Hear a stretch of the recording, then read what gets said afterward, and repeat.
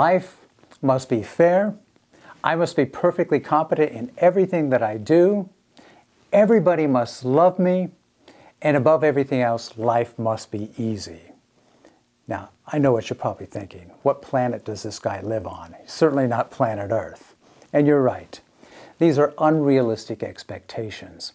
But here's the reality. All of us have expectations, and many of those expectations are just as unrealistic as the ones that I've mentioned. Life happens, and all of us at some point are going to have disappointments.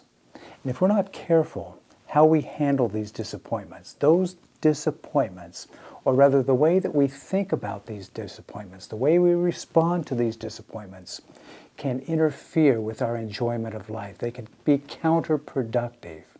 I want to share with you a story. There was a young man, about 17, maybe 18, 19, came from a wealthy family. He was very smart. He had lots of skills, had a wonderful future ahead of him.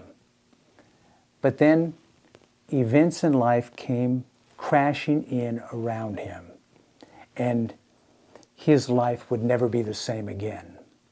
We read about his story in Daniel chapter 1.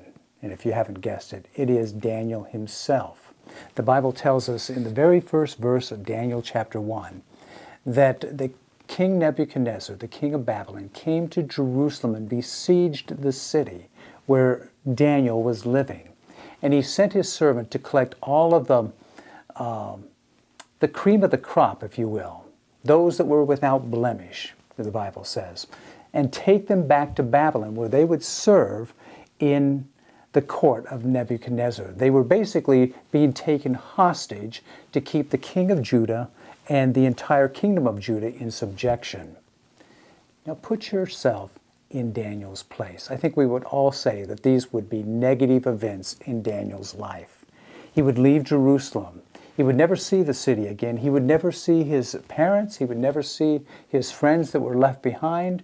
His whole life was radically changed that day as he was taken out in chains and marched some 700 to 900 miles to the city of Babylon, where he would spend the rest of his life. This could have been so devastating to him that he would be in such a depression that he could never get out of it.